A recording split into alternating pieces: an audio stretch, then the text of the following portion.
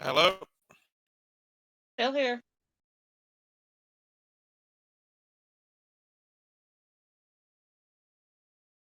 Trying to get the information on the robe. Then I can actually look at it and be like, oh yeah, see this? That's I can do it.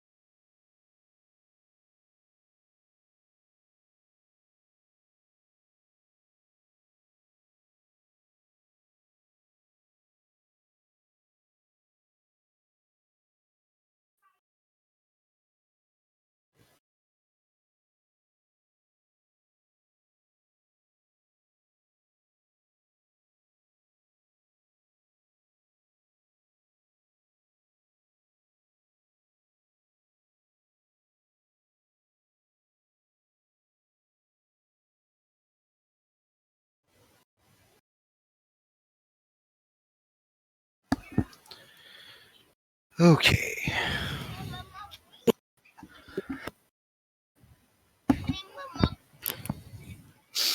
Welcome back. Granty.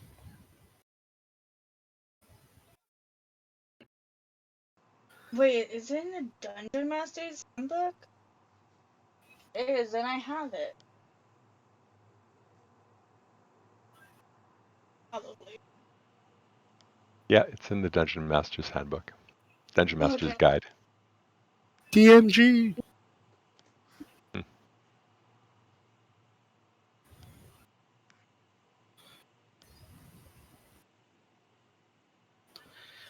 Okay. Roll 20. It's kind of funny when you joke to your DM friend, like, guess what? Like, what? I'm gonna become a dungeon master. You just played once and you want to be a dungeon master? Yes. May the powers that be have mercy upon thy soul. And, like, I have such a cool idea for my campaign, but I would need another DM, like a dungeon master, to also help run it. There's a couple of sites. I think it's WorldForge is one of them, where if you're looking to do a homebrew, you could start putting stuff into it, Yeah. and it'll help you do it'll help you do world building. Although it doesn't help with maps. That one's more about all of the descriptive content. Mm-hmm. Maps, you need something like Incarnate or Yeah. Dungeon Fog. Yeah, exactly. I'm basically doing it all by hand right now. It's kind of like I want to play it and I want to run it, but I know how players can be. And if it's supposed to be a very, very set thing. And also, I don't know how much people would like not having flying types can't fly. Because if they do, they have to roll whatever sanity saving throws are. They get too high up or close to the ceiling. And I don't even know how to make my own, like, thing, like a, like bludgeoning damage. Is there? Oh, I'm echoing. And so I don't know how to make like a psychotic. See how fast someone goes insane or not. It sounds like somebody's in both Roll20 and Discord. Yep. I just switched from push to talk to voice cool. activity. Did that fix it? Yeah, it did. All right. Well, there we go. Mm-hmm. All right. Well, Cool. I was gonna Well, say sorry, I would love to I get was- started if we can. Good idea. Yeah, Tom. Cool. Show enough. All right. Yeah. Well, thank you guys, everybody, for being here, for being on time, even showing up early. Yes, absolutely. It was great to see that everybody was kind of excited. So I'll just start with the basics. I'm Savannah. I'm going to be your DM. A little bit of my personal background. I've been playing D&D mostly as a player, but occasionally as a DM, mostly for friends and family. But I've been playing for about, give or take, 3 years. I lived in Tampa for the last year or so, and then recently moved back down to South Florida. I'm so sorry to hear that. It's all right. Well, it wasn't, I wasn't a choice I would have made myself, but life happens, and now I'm finding myself with a lot more free time. So I wanted to play some more D&D. Yeah. Let's see. I want everybody, if they could, to just give like a little intro about yourself, how long you've been playing, maybe where you're located. I think we sent these in the chat when we first joined, but I would love to know, kind of everybody else's info. All right. Well, I'll volunteer. My name's Drew. I'm sitting here with my goblin who's going to bed in about half an hour. And I've been playing D&D for about 5 years, give or take. I started on 3.5 as a player to learn the game, and then went into 5e DMing about 4 to 3.5 years ago, and I've been DMing ever since. So I'm pretty much doing this because, and I'm all apologizing for this already, Savannah. I need to blow off DM Steam. So you're going to be getting totally chaotic, Drew. Love it. And I am from New York, and one of the reasons I actually got into D&D is to have something to do with my little guy when he gets older, because it's great. It's great for teaching kids critical thinking, and math, all that good stuff, problem solving. So Awesome. that, and I just like blowing things up too. So fireball, yay! Very nice. All right, let's see. Jason, do you want to do your intro? Sure. Hello, I'm Jason, aka Gary. I am 22. Been playing D&D for 14 years. So I roughly started when I was about 8 years old. I am a psychotic nut job who has psychological tendencies to want to stab things. Wait, why am I telling you all this? It's like I'm under a charm spell. But anyway. Is this Gary or is this Jason speaking? A bit of both. Hey, So exactly how many voices do you have in your head, sir? 4,903, and they're all named Gary. Must get confusing. Not really. I've got sheets for each one of them. No, look, like I have 4,903 D&D sheets for all Garys. I have an entire backstory for all the Garys. Basically, yeah, I have got ADHD and autism. No, I don't actually have voices in my head or anything. You don't need to worry. I'm not that crazy. Slight psychotic tendencies, but that's just me. But no. It's being serious though. I'm here just to have some fun. I'm looking to expand on D&D again because the problem is I stopped playing for a while, and trying to get back into when you have like almost a game every night. It's taken a while. But I've always wanted to play Waters Deep, so let's do it. Cool. I'll go Awesome. next. Would my little one like to go next? I'll go next. Okay, so Just to clarify, not my actual little one in character No. only.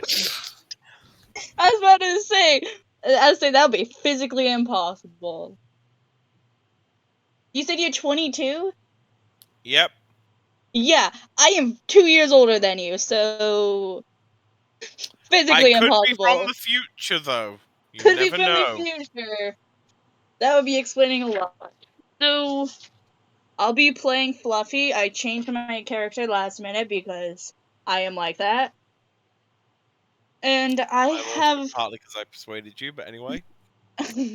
I have about,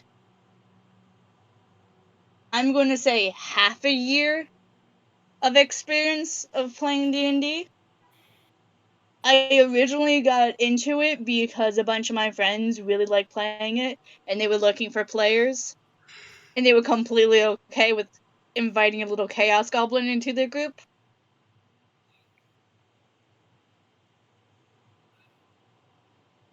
Yep. I live in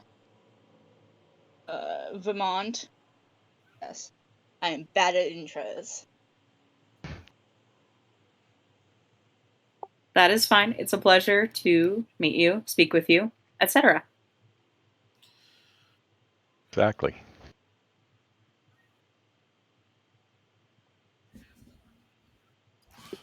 Ray, do you want to go next? Sure. I'm Rick. I'm in Alberta, Canada, in a suburb called St. Albert, just outside of Edmonton. It's not a bag. That's a shirt, though. And I've been playing D&D, but on and off for a very long time. I started with the original box set in 1979. I'm 58 now. OG. Well, I think we know who the granddad is in the group. Yeah, I'm definitely the granddad in the group, although I'm not a granddad yet. I have two grown-up children at this point. Tell them to hurry up, then. Yeah, I took a long time off from D&D, though. I DM'd for many years back in the 80s and early 90s, and even a little bit in the early 2000s, but only a touch. So that was mostly second edition advanced D&D. And recently, I've come back to it in the last less than a year, I guess, using 5e, because my daughter's significant other is a DM, and so I got to be on the player side again, which is exciting and fun. So that's me. Very cool. Thank you. And last but certainly not least, Rocky. Hi everybody, my name is Rocky and I'm from the Hello. Midwest. A lot of YouTube and Twitch made me interested in Dungeons and Dragons, and my experience is really the Fandelver starter set and the Stranger Things box set, and that's about it. Very cool. Remind me again where you're located, if you don't mind. If you do mind, then you don't have to tell us. The Midwest of the U.S. Sorry, got dogs. No, you're fine. I love dogs. No, that's all right. Cool. Well, let's get into it. Thank you guys again for your introductions. So I would like to start with just, I guess, laying a couple ground rules. Nothing crazy, but just want to make sure we're all on the same page. So I'm going to start with some of the expectations that you guys can anticipate from me. So I'm going to be showing up early, 15 to 30 minutes early to each session. If I'm not in the voice chat, I'll absolutely be accessible by Discord. But I do this if anybody has any questions, if we need to talk about anything character before everybody else shows up. And I can also stay late for most sessions. I do have a bedtime. Not really. I am an adult, so I don't actually have a bedtime, but I have a self-imposed bedtime. So I will stay a little bit late if absolutely needed, but typically the best time to reach me is before sessions. These sessions will begin and end on time. We will start at 7 and we will end no later than 10. I know we have some people who have to get up early for work. I know we have some people who can't join until a little later in the day because of stuff. So I want to make sure that I'm honoring everybody's time. So you can expect that we'll begin and end on time. I will provide you with an immersive experience, hopefully, for your characters. That is my goal here. I am a new DM, so I would appreciate, I guess, a little bit of a leeway if I get something wrong. And you are more than welcome to tell me if I interpret something wrong or whatever. I'm here to learn, and I'm here to make you guys happy and have fun. So I will be as immersive as I can, but I also anticipate that I'll get things wrong. So make you guys a little grace and a little bit of teaching would be awesome. I'm sure that me and Grandpa there can gladly give you some knowledge and information. We can how do they say it? Pass on our wisdom. Absolutely, Drew too. Drew has been schooling me on. Drew as well. Sorry, Drew, I forgot you. No problem. It's okay. Cool. Stealthy. If you need it's cool. about the multiverse or dimensions, I am your kobold. Well, there you go. All right. Couple more things. If you decide that you're not enjoying your character, not enjoying the setting, let's have a chat.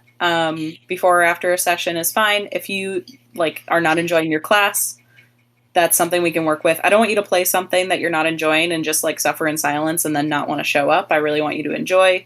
I think I've given everybody the impression that I'm very go with the flow, and I want this to be fun. That goes into my next rule. I believe more in the rule of cool and having fun more than the rules as written in most cases. Of course, they're a reference, but and I could not write something nearly as complex and bulletproof as the rules as written. But I would rather have fun than be very strict about how we play. So, kind of a housekeeping rule. We're gonna have a break about halfway through the session at about 8:30 p.m. Eastern. We'll take 5 to 10 minutes depending on how the group is feeling. That'll be bathroom break, eating break, whatever. But if anybody needs any more breaks than that, that's absolutely fine. We can kind of go as needed. You're adults. If you need to use the bathroom, you don't have to ask. You can just go. Just maybe send a note so you're not missing anything important, or we can pause for you or whatever. But we'll take breaks. So, does anybody have any questions about anything I said so far? Just a comment. Sounds fantastic. Thank you. Yeah, absolutely. Great intro. Thank you. All right. Now I do want to go over some player expectations. Again, this is about having fun, so let's have fun and I'm again not going to be too strict, but I do want to make sure that we're all abiding by the same ground rules. So I do expect you to be on time. So preferably in the voice chat by 6:55, 5 minutes ahead of time, so we can get started right at 7. If you're going to be late, just give me as much notice as you can, and send me a picture of your pet or your favorite animal as a small token of not apology, but I would like a photo of your pet if you're going to be late. I'm not going to send you pics of my kids until I know you better. Okay, no kids. Pets or your favorite animal, or that's fine. Yes, I don't need to know what your children look like. Don't worry, you guys will eventually, because when and if he forces me to turn on my camera, you're gonna see him. Absolutely. I feel like it's not going to be a choice of whether you want us to see him or not. It'll be them pile driving you out of the way just so they can say hello. Yeah, no, he gets ridiculously shy. He wants to see everyone, and then he's like, Dad, show me. I turn on the camera, and then it's like, huh. It's that thing he'd knock you out the way, knock you flying off your chair, looking at us all, and then suddenly, yeah, then runs the opposite direction. But, I hear okay. So I have a question. Sure. I have heard so far, I believe, 2 people in the group have children. Will the children be around to hear the D&D going on? If so, is PG language recommended? You guys are safe. From what I understand, one of us has adult children, and I'm using a headset. Okay. So that was a great question. I will be PG until he goes to bed. I just don't want something to be said. Then we hear, Daddy, what does that mean? And Yeah, let me put it this way to you. I don't know for the parents here if you feel the same, but kids learn way worse shit on TV nowadays. Somebody is showing their little face. Yep. I told you. Oh, Yeah, now DuckTales is back. Very I nice. missed everything then because I was trying to load my webcam. I was trying to get the screen up. That's funny. Well, I will make sure that if we do have little ears listening, just let me know. But this Will isn't do. I'll let you know ahead of time. perfect. But for the most part, I'm usually running off a headset. Usually when he goes to bed is when I take the headset off, and then I'm just running through my camera. So You got it. All right, that works for me. All right, I'm going to keep going with some more of the player expectations. Again, nothing crazy, and I don't feel like I'm asking too much, but we can absolutely have a conversation. So, besides being on time, I would ask that everybody just maintains attention. So, I mean, again, you're adults, you can use your phone, you can do whatever, but I just, when we're in combat, make sure you are paying attention. You know when it's your turn, you know what your character is going to do. Just, minimum amount of attention is fine, but I do need everybody to be prepared. I anticipate that things are going to come up. People are going to get phone calls. Kids are going to need to be handled, wrestled, whatnot. Gary's ADHD kicks in, he just blanks out and forgets what he was doing. Yeah. So, yeah, I mean, life happens and we're all flexible, but attention is always good. I want everybody to make sure they know that they can communicate their needs. So if, again, same conversation, like just let me know if you have to use the bathroom so you're not missing anything crazy. But if you can't show up to something, if you have any concerns, just communicate with them. I will.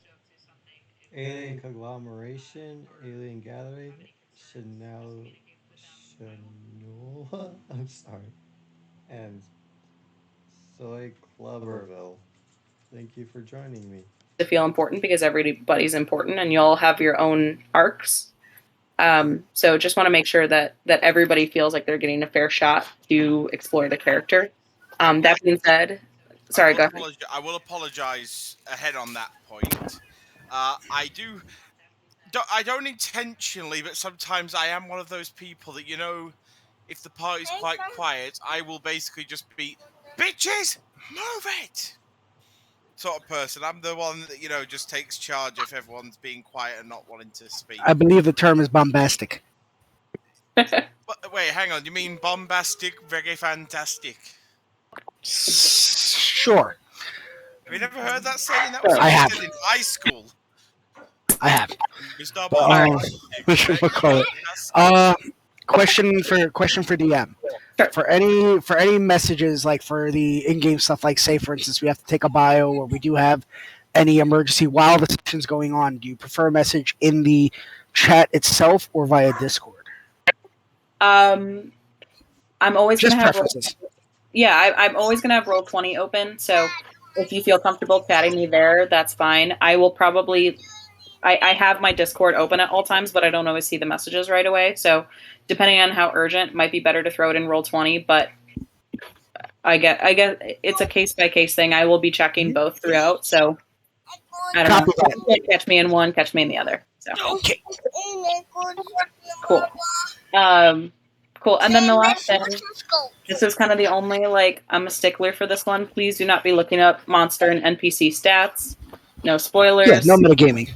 Yeah, no metagaming. If you know things, fantastic. Keep them to yourself because I don't want anybody else to feel things up. I'll be honest with you. If I feel like the fight is too easy or too hard, I will probably not adjust direct. I won't adjust the stats themselves, but I might throw a little bit more at you or change things up as needed. So just don't metagame. That would be my big ask.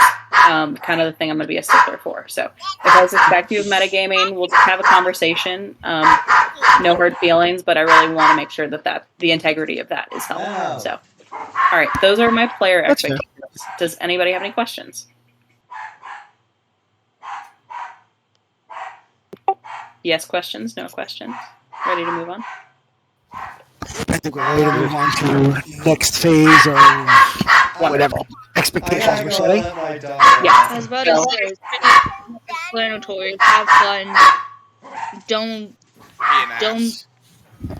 Basically, be nice, have fun, And don't be a butt face and read ahead in the thing. Granted, I don't even have this book and I'm not going to. I thought it was a homebrew campaign. If we're saying about not reading ahead in the book, I will say I have read the book as of recent, and it was actually before this, but I don't remember anything minus like one or two things, but I can't remember any details. Just Fair keep them enough. to yourself. Yep, keep them to yourself, and like actively when we're in the session, please don't be looking up stats and stuff. Well, I'm not. I'm saying, Savannah, I've already told you all I know, isn't it? The two creatures I know are in, and that's only because my friend told me because he said that class would be quite funny for the. Yep, absolutely. All right, cool. So last thing before we kind of dive into the actual story, I just want to make sure that I ask these questions. Is there any other like group norms that we need to establish, or anything that you feel like I missed? Well, I'm pretty sure we probably don't have to really mention it with this group, but just to put me personally, put a hard limit on the on getting, because I'm not sure how comfortable anyone else would be with it. Me, I don't really personally care, but I know a lot of people tend to have problems when it gets to the more socially, what's the word I'm looking for? Unacceptable things, such as when you get to torture or stuff like that. You know, like if you hook up with a character, do a fade to black. We don't need to know exactly what's going on. I know this is pretty much something that we don't need to mention, but it's still worth mentioning just in case anyone forgets, and then we could say, "Hey, we established this." Sure. Yeah, Because I'm pretty sure everyone's kind of on the same boat for that. We don't need to know, what you did with barmaid number 3 after you guys left the tavern. I can say for definite, Drew, you said about torture. I can say for definite, I have made grown men cry from just describing how I would, take a sea urchin's spine and put it under someone's nails with a hammer. It's all right. That's kind of the limit. You get the point. You get the point. You get the point. I think we all get the point. I think because of the other thing too is that I never know when my if my little guy's around when my headset's kind of finicky. So the last thing I need is him asking questions about stuff like that. Yeah, I'm not saying for us to keep it G or PG, but we're not going for a hard R here either. I don't think. Yeah, our names aren't Deadpool. Or NC-17. So PG-13, but clean. No, more of an R. But let's put it this way: we're not doing the R we're going for here is more like Logan than Hostile. Hang on. PG-18R. Yes.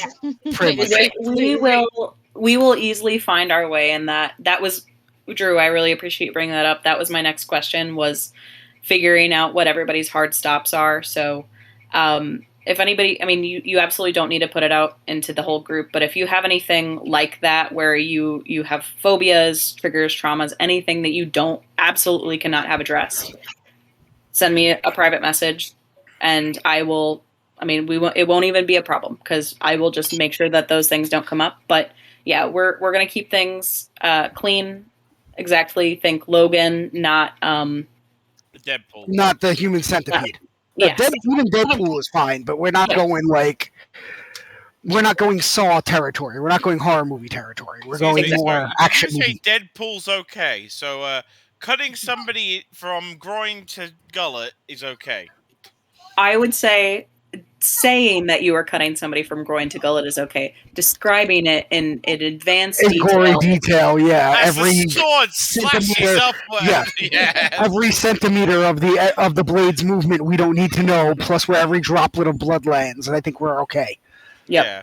Agreed. All right. It would be funny as hell, and also I think the person would deserve an award for their attempt at detail. But... And I'm apologizing ahead of time because it's bedtime, so you guys are probably going to hear a lot of background noise in the next 2 minutes. Just so you know. That's totally fine. If you need to take a sec to go put him to bed, that's totally fine. No, my wife's agreed to put him to bed for Mondays because of D&D. The fact that because of D&D. but I also know that he fights. Ah. Fair enough. So he's So like now, every 'cause he- child then. He just needs a thingy. He needs a He's 4 going on 40. a rope around his ankles, tie his wrists together at the top of the bed, and just tie him to the bed. Then he can't get out of bed. Thank you again, Mama. Okay. All right. Absolutely. All right. The last question I have, and this is, I can't anticipate what the group wants. How do we feel about player versus player, and how do we decide when it's appropriate? Does anybody have any strong feelings one way or another? I honestly think it's needed, but at the right time. I think that it's fun if the situation arises. I don't know if we're going to be having any betrayal arcs or anything like that where it would need to be lethal, but I would say that for the most part, from my experience, PvP has been either sparring or random bar fights where it was more like somebody slipped somebody a love. To give you a perfect example, one character slipped somebody else a love potion. They locked eyes, and then when it finally wore off, the two of them had something to say to the guy who did it. And I can give you the example. Stuff like that. More of a one for players actually having a reason to dislike and distrust and fight each other, maybe, that adds a bit more character. So, in a campaign I'm in on Wednesday, the team had all made a very good bond. But we got a mission to go kill some goblins who had killed the miners of the local village. We got there and then found out that they'd actually been hired by the mine boss to kill his workers so he could make more money. But I said, and one of the other teammates said, they were innocent. They were only doing what they were paid for, like we were. We were being paid to kill them, so we refused to kill them. So what does the town leader do? Basically has the guards arrest me and the other guy, and then while all the goblins are tied up, weaponless, bound, and they can't run away, just walks over and slaughters them all. So from that point on, because one of our teammates stood with her and actually helped her with it, we've been having back and forth conflict. We've been having fights. At one point I was trying to bite his ear off. But it's like that. As long as it adds to the story and development of your characters as a group, PvP can add something, I think. Yeah, I mean, not without reason. Not because, hey, I picked up the tab last time and you didn't pay me the 2 gold you owe me. Look, if you're gonna break ankles for not paying up your tab, that's your choice. But I mean, I am New York Italian, but we're not going there. We're not going mob. We're not going like the old school mob, where it was what you call it. I'll come and break your legs for something. Yeah, like I feel that's too. I am 6'8". I am an ex-rugby player, and I'm also combat trained. So if you need any help, just say the word. So so long as me, it fits the narrative and not just like RDM. Exactly. As long as it fits and it works and everyone's happy with it. I won't say everyone's happy with it because not everyone will be happy with it. But if it helps the story with the characters. Let's go ahead. I would say the key thing for me is that yes, it should fit the story, but it also shouldn't overshadow the story. Mm-hmm. If it overshadows the story, then we have an issue, right? As a group. Well, sometimes Rick, that does help because it makes a side story, like a side arc you could do maybe for a few sessions, then resolve it somewhat, and maybe the bond doesn't completely heal, but maybe the team realizes, look, the greater good of the world is at stake. We need to at least, patch up this somewhat. I think the point everyone's kind of trying to make is that it should be the exception, not the rule. And if we've got good reason, then sure. If there's no good reason, then we're not going to do it. To summarize, like you said about sparring's just who gives a shit. Yeah, let's operate under the assumption that we will have a conversation as the time comes up. Kind of we'll cross the bridge when we come to it. Yes, I just wanted to make sure that everybody was on the same page that it is a possibility. But make sure that we're all on the same page there. Well, okay, I really appreciate that. That was really great discussion. I'm glad everybody chimed in. So without further ado, if everybody will turn their attention to our Roll20 screen, I have some art that I'm going to be sharing while we do our little intro here. And I would love if everybody would look at that while we're going through. So let me get the pop-outs ready.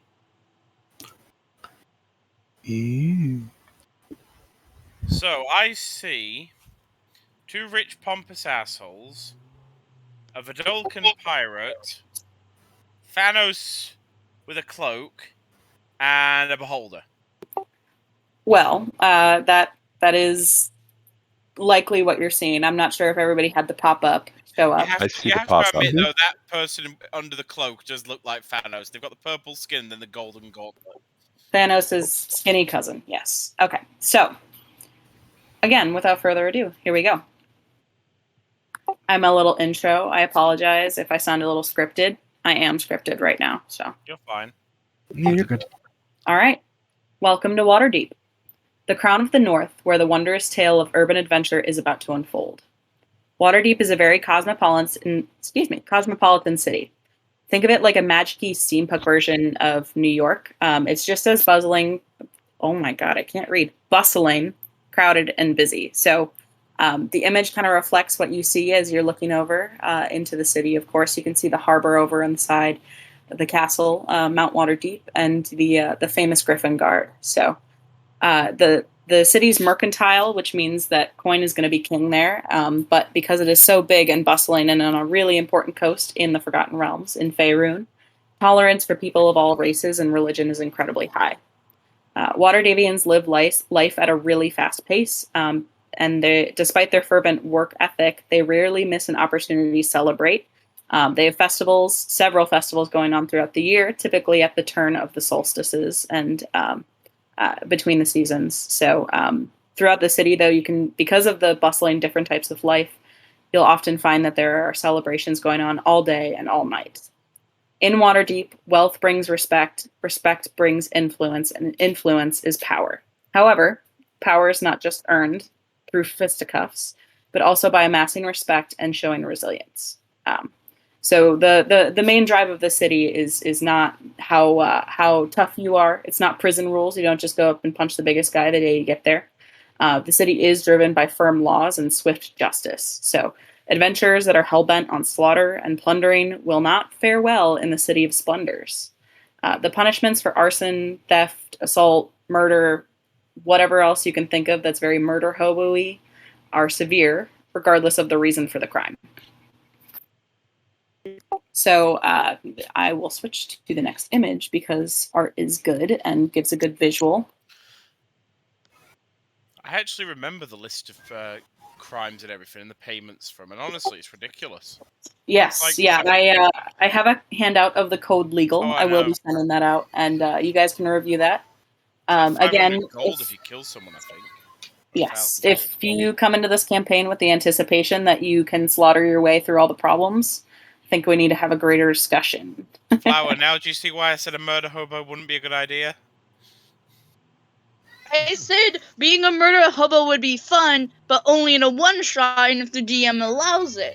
But it wouldn't be a stereotypical murder hobo. I appreciate you respecting the different types of campaigns that we have here. So, all right, continuing with my little description. So all day and well into the night, a bewildering melee of wagons, carts, horses, and pony riders, carriages, buggies, hired coaches, and Waterdeep's signature towering drays, which are wooden horse-drawn coaches with 2 tiers, the top being open benches, think like a double-decker bus, and they surge through the major thoroughfares of the city. These transports are available to take those who have the coin to and fro throughout the city, and due to their great assortment and the sheer number of them, the city transport system is known as Uber. It's really not known as Uber, but I thought that was funnier, so we're going to be calling all of the transport Ubers. Damn you, Musk! A little bit about the kind of the geography of Waterdeep. Kind of in the center, off to one side, you'll see that the proud Mount Waterdeep provides a useful landmark for general orientation. It stands stark against the skyline to the west, and its far slopes dropping right into the sea. So if you look back onto the image that I shared, you can see Castle top Mount Waterdeep sloping down into the harbor. It is called Waterdeep because of the deep harbors that it has, and it was originally a port town. And it had a very long, complex elven name before it was Waterdeep that I don't know how to pronounce and can't remember the name of. But it has been called Waterdeep for so long that I don't actually need to remember that. And if anybody wants to know what I can look it up for you. But so some of the other landmarks that you see would make it really easy to orient yourself. I will pull up the map so we can take a look at that. Stand by, I lost the map. I was about to ask, please send the map. I'm more visual. Yes, I'm sending it right now, but I wish I had remembered where it was stacked.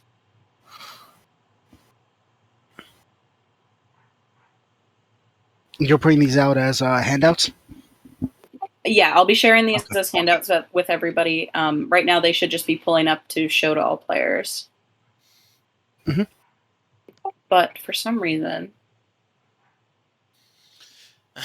I might have. Okay. Oh, I remember. The history of Waterdeep dates back to an ancient elven settlement called Ealfidar. That sounds about right. I believe. So I brought everybody to the Waterdeep map. If you want to take a look at that, it is a large, bustling city, so I'm not expecting anybody to remember most, if not all, of these things. But some of the notable things that you notice is that it is coast to coast, or not coast to coast, from top to bottom. It is along the coast, and it is separated in different wards, which are all labeled, and they're a little faint to see, but this kind of helps differentiate the different parts of the city. So a lot of them are self-explanatory. You have the Castle Ward, that's where Castle Waterdeep is. You have the North Ward, which is to the north. You have the Sea Ward, which is over towards the north part of the sea. You have the Harbor or the Dock Ward, which is where the docks are along the south. Each ward is kind of known for different things. Trade Ward, of course, is where most of the trade happens. Castle Ward is where a lot of the government and political happenings take place. North Ward is where many of the city's wealthiest live. It is kind of an exclusive area. So you'll see right kind of in the middle of the map that there is a place that is labeled the market. That is going to be where much of the commerce takes place. Throughout the seasons, you'll see a lot of festivals and celebrations happen there. And you can find just about anything that you'd ever want or need, short of one-of-a-kind magical items, of course, in the market. So I was actually wrong, Savannah. It is pronounced Alan Taldar. Well, that's beautiful. I will not remember that, I promise you, but no, that's okay.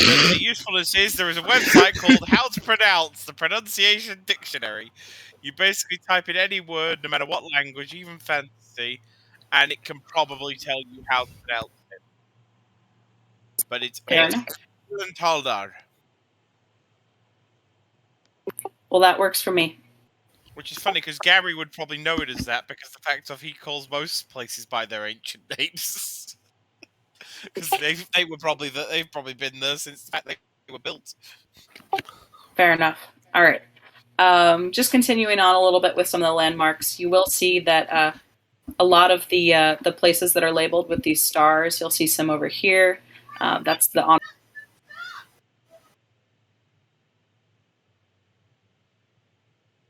Hello? Go ahead. Oh, no, you cut out for a second. Oh, wonder why that happened. So there are a lot of different landmarks that you can use to orient yourself. I'm pinging some of them right now, but one of the major things that helps people orient themselves in the city are the walking statues of Waterdeep. So towering high above most of the dwellings and businesses, you find the fabled walking statues of Waterdeep. Now like giants in permanent slumber. Oh my goodness. These humanoid behemoths once acted as the protectors and antagonists of Waterdeep prior to the spell plague. Some have fallen to ruin and now act as houses, bars, inns, and elusive clubs, depending on what part of the city it's in, while others look nearly untouched despite their age. The 8 walking statues of Waterdeep are the God Catcher, the Griffin, the Sagwin Humbled, the Great Drunkard, the Lady Dreaming, the Honorable Knight, the Hawkman, and the Sword Maiden. They stand at different points throughout the city and were once sentient walking statues, but now just sort of act as the fabled mythic heroes of what once was. The statues that tower over the city aren't the only thing that draw many folks' eyes to the sky. Waterdeep doesn't have the fabled flying ships of some other famous Faerun cities, but they do deploy an aerial defense force. Brave warriors of the city guard light out from the peaktop airy mountain of Mount Waterdeep, riding fearsome griffins that have been bred and trained for the purpose of flight. As a sort of aerial guard, they keep a vigilant eye towards any trouble that they can spot. I will say that the griffins are not potty trained, so don't wear your favorite hat if you see them flying around your area, because there's not a guarantee that it'll still be your favorite hat once they're done. Scotch guard my hood. Got it. Yeah, they're a bit annoying. So, Were umbrellas allowed just carrying around randomly so you don't get pooped on? Sure thing. Take your time. In the handout, you can kind of see they travel in groups, typically, as a sort of trained guard. And they do swoop through the city. And I did see your note about the Sword Maiden. It is torn apart, and some of them are in ruin. Well, actually, the Sword Maiden was the only one that was destroyed. And I only remember that because the statue, I think the statue's head was actually, what do you call it? It was pulled off. Understood. Yeah, some of the details of the walking statues and other famous places within Waterdeep will be touched once we get there. But I know.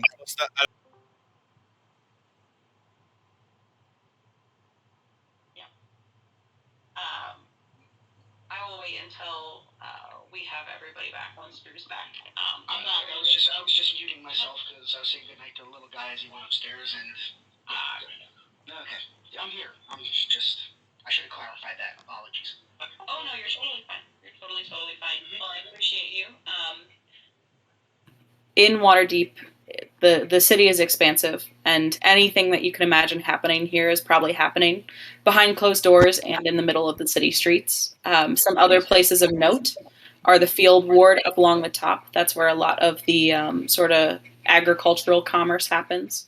It is a little bit more abandoned than other places, but it is something to note. And then you'll see the City of the Dead along the right side. That is the cemetery of Waterdeep. You'll notice it takes up a large part of the city, considering its size. And it was once had great heroes and things buried there, but now appears to be less in use because of rumors of a terrible and horrifying monster that lurk around the cemetery at night.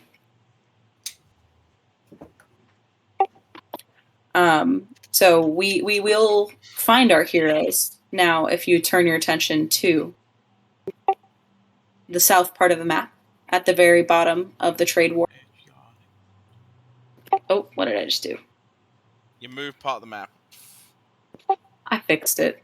So the map itself is like in a bunch of different sections, which is not ideal. But if you look towards the bottom of the trade ward, just to the left, we're going to start our story at the Yawning Portal. Let me pull everybody there.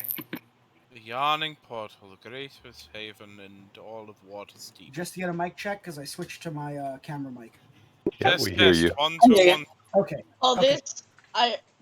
I'm just gonna say this. I'm gonna mute myself again because I'm gonna be rambling, saying, "Oh, this is so cool! Oh my god! Oh my god! I never used Roll20, and oh, it's so cool!" You're fine. Well, I won't leave this display up for long because it does have quite a complex, a mass of characters here. But to get a great visual of what the Yawning Portal looks like, it is a multi-tiered bar. It is one of the most famous, if not the most famous, bars and inns in the Waterdeep proper. And it's because it does have one of the only entrances known into the Undermountain, which is the dungeon, the deep caverns and caves that host many of our... Who's pinging and why? They must die. Fair enough. I don't mind about the baby beholder, but illithid and brain and intelligent devourers basically the Garys, they have a whole thing against the Illithid. Understood. We've made enemies already. How do I ping? You click and down. hold. We're not gonna talk about this guy over here. Who is currently committing murder? I mean, we might be able to talk about it. I don't know. We didn't see that. DM speak. Yeah, we'll get there. But the Yawning Portal is a famous inn and tavern that's located in the castle ward, just to the left of the trade ward. And adventurers of all sorts of colorful characters find themselves here. The place is a stone building with a slate roof and several chimneys. Most of the ground floor, as you can see, is taken up by the tavern's common room, which contains a 40-foot diameter open well. And it descends 140 feet down into the first level of the Undermountain, the sprawling dungeon that is underwater deep. You can see in the image that it shows the rope and pulley system that's used to lower adventurers into the well, as well as hoist them out. The upper floors of the Yawning Portal contain comfortable and nicely appointed rooms for guests, as well as some additional bar seating and things. And you see over at the bar, we do have our lovely proprietor, Durnan, who's a friendly face to any Waterdavian. He's a gruff, square-jawed, burly man with a closed mouth and a prudent face. His shoulder-length russet hair is graying, his eyes are icy blue, and he looks physically strong and ready for battle. He's known for being the self-appointed keeper of the Undermountain and an expert on its depths. He is currently standing outside and standing on the edge of the crowded bar, taking a look at the proprietors for the evening, of which there are many, because it's the end of a long week for most of the laborers in Waterdeep. And his eyes settle on a human wizard who's frequented the Yawning Portal enough to be recognizable to the barkeep. And his eyes settle upon our human wizard, Kira. Kira, do you want to go ahead and introduce yourself? Describe yourself physically? What you're doing right now? Sure. Kire, I assume I've been sitting in the bar? You tell me. What are you doing in the bar tonight? Sure. I'm sitting in a side table, a little bit out of the way, and just having a glass of wine. I'm about 5'8", though you might not be able to tell that while I'm sitting. I'm a moderately attractive woman with deep brown eyes and almost black long hair, mid-20s, and I'm wearing nondescript, loose-fitting clothes, blacks, dark browns, with a cloak. And I hold up my glass in a cheers greeting to the proprietor. Durnan gives you a smile back and nods as if to appreciate the fact that you continue to be a wonderful person in his bar. You keep yourself out of trouble, it seems like, and he appreciates your presence. As he looks around the bar, it looks like he might see some new faces and some returning. And his eyes settle next on our friend Rocky. What's your character's name? My character's name is Jorik. Jorik. He settles his eyes on Jorik. What's Jorik doing at the bar tonight? He's sort of just like chilling out, looking around for like anything suspicious. He's kind of like always on guard. Is he new to Waterdeep, or has he lived there for a while? Is he visiting? He's new. He was he's a he was called there for something. Good to know. Are you in company of anybody, either of you? I'm not. Nope. No. I'm sitting by myself at the moment. I am also alone.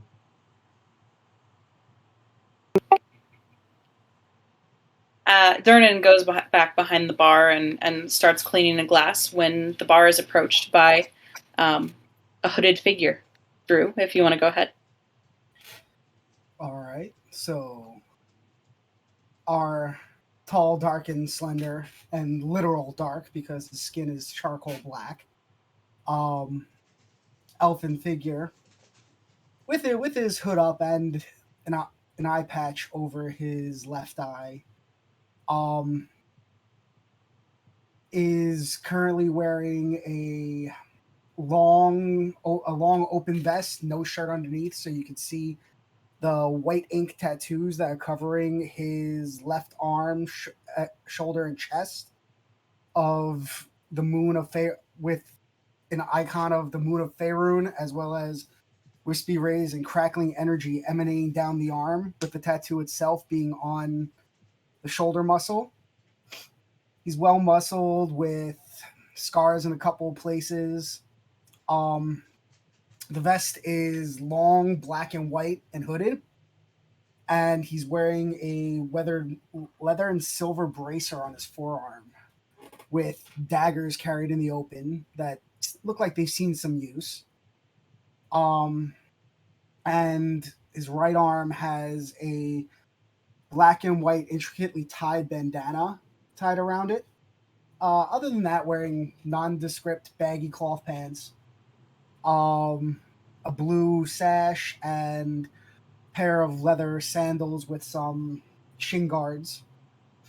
And he's also has large what look like prayer beads around his neck, 24 in number. And he appears to be the equivalent of a 28 to 30-year-old human. Durnan turns to the drow, of which there are not many in Waterdeep. He says, "What can I do you for?" Oh, I pretty much just here. Let me get it. I'm getting a pint for me and a pint for Matrim. All right. Let's see. We have a couple pints available to you. We have our classic Waterdavian ale, and we have our custom brew that contains the honey mead that was brewed last week. What interests you? What piques your interest, friend? For the two of us.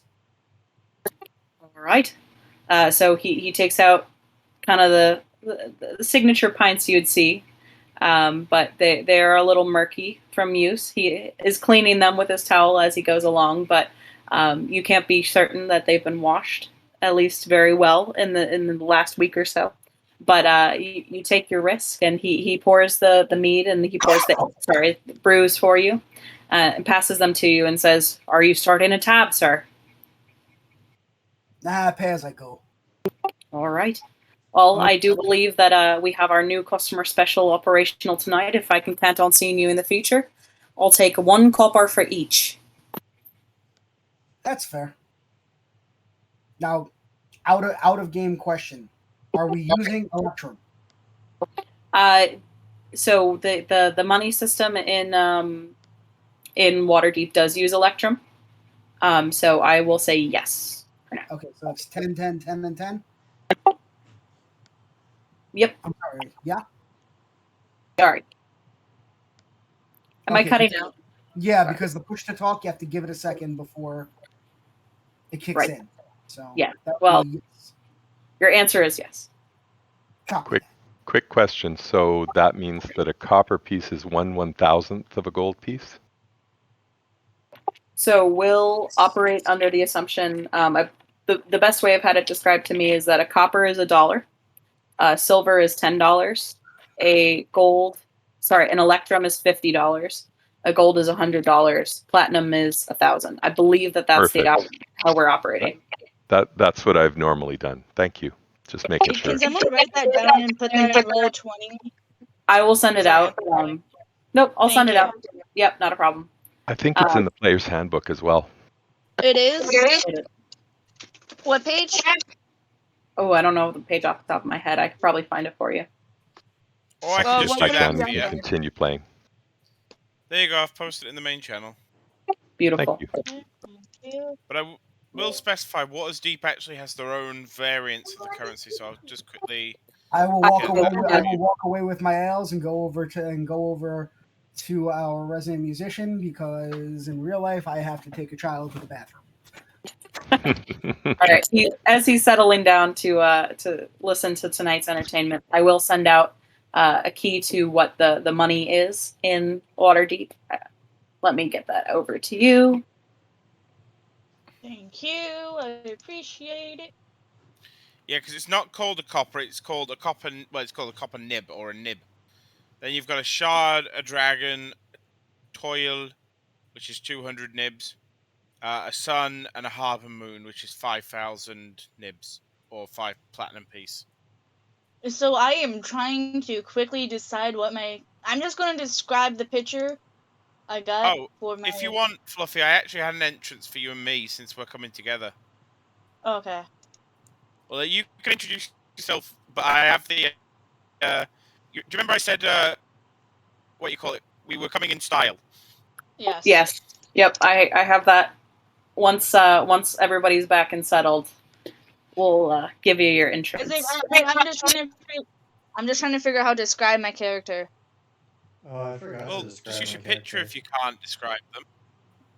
Could I just like post that somewhere so people can Just see post it? it in the character info. I'll just post it there. I'm really bad at description.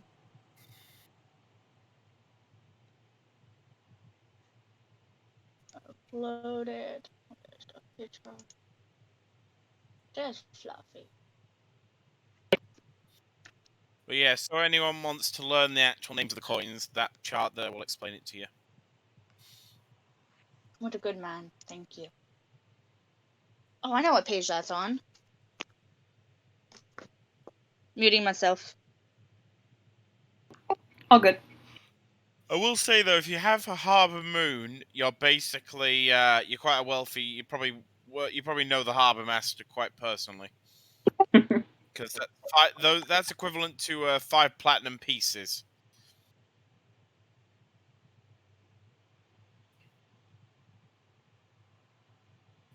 Because the sun is equivalent to a platinum piece, which is 100. Which is 10 dragons, which means it's 1,000 nibs, which is then 5 of those platinum ones are the suns. 5 suns are equivalent to 1 Harbour Moon. So, DM, do you want Erica, thank you for joining today. coin into the coins of this particular city? They're So literally the exact same. the functionality is the same. You'll find that the characters, the NPCs, will likely be referring to them as this. They do, if I remember correctly from the book, use or understand what the common names are. So copper, silver. For our own sake, it might be easier for at least for the time being if we just use copper, silver, and then make sure to emphasize the copper, which is the nib, will be etc. So that'll help Sure. I'm going to reinforce be it. honest. I think the only people who Sounds would good. probably either use the posh names are either merchants or the well-to-do. That is that is likely true. Well, you're not going to see many bloody peasants walking around with a handful of a handful of silver moons, aren't you? Not the Harbour Moons.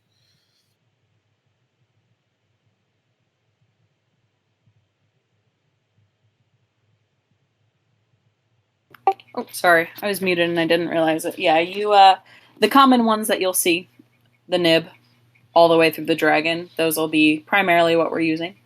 So if you want to get familiar with the names, the handout is in the chat now. So that'll be good. But for everybody else's sake, for the sake of clarity, for the sake of speaking the same language, we'll also be using the common names.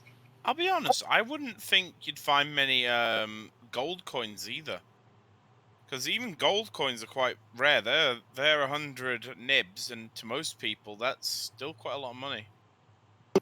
Oh, it's absolutely a lot of money. And you will find that there is a scarcity, but in a big, wide open mercantile city like Waterdeep, there's a lot of money changing hands at any given time. So, I don't doubt it.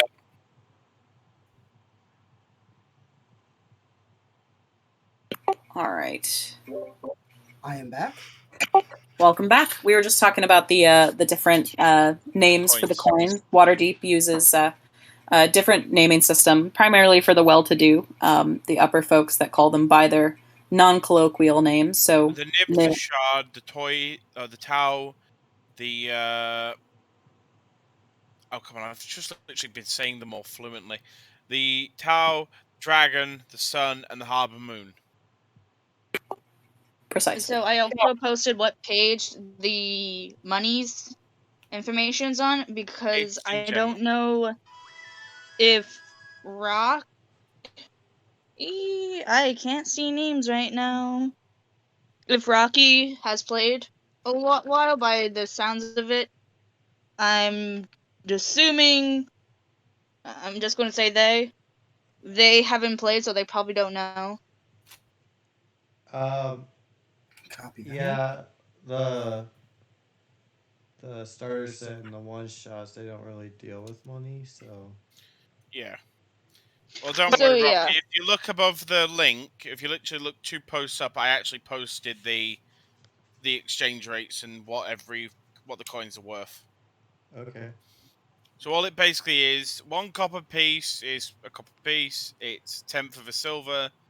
Basically, it's just literally all you really need to know is gold is worth a lot of money. Gold is a lot. Copper is common. Yeah. Everyone has copper. No one has basically, very little people have platinum. Okay. Okay. That's so how I do myself. I've got my change.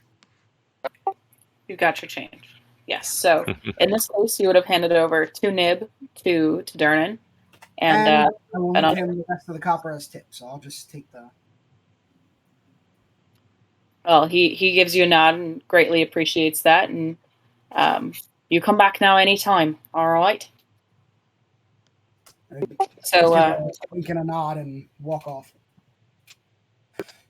As you walk off, all of a sudden, without warning, boom. And this is where I take over with a strange phenomena sort of forming around where the crater is, or the well. You start to see what looks like the air around the area starts to warp and shift as reality itself appears to be changing. I'm assuming as this starts to happen, DM, that the civilians would probably start running and the soldiers among them would probably start drawing their weapons, correct? You would find that a great deal of the people in the bar, the adventurers no less, stand up and take a defensive position. But yes, the common folk, the mercantiles, those who may not be familiar with what's happening, they are shrinking in their seats, getting as far from it as they can. Duck and cover, basically. But after a moment or so, this strange orb appears before the energy stops, and then the orb slowly dissipates around them, revealing a strange little kobold made of metal and a rather adorable Fluffykins, as I have started dubbing her now. But yeah, you see the 2 characters. If you're looking character info, you see the 2 people that are there. As they appear, on top of the well, there's a little bit of a ledge, just 2 feet off the ground on one side, but 140 feet down on the other.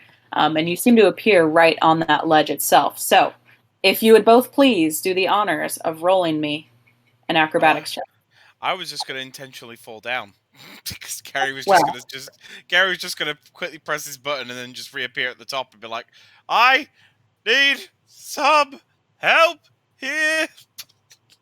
So, is there a certain way to roll acrobatics? So what you do you know on your sheet you see your skills? Okay, can you pull your sheet up then? Yes, I have it up. I've had it up the whole time. Okay. Do you see where it says skills? Yes. Specifically acrobatics. So let me just quickly change your settings because you've currently got it to always roll. What you call it? Right, there you go. So now all you need to do is click the thing that says acrobatics. This? Yep, and there you go. It's rolled for you. Ha! Yes. That's no. That's athletics. The one above it. One above it. This. That's Arcana. That's Arcana. That's Arcana. 2 more. You're getting We're closer. We're getting there. I am blind. I can barely see these. It's going to be, I believe, the very top one for you, for everybody. Very top. It is. Okay. This in? 16. There you go.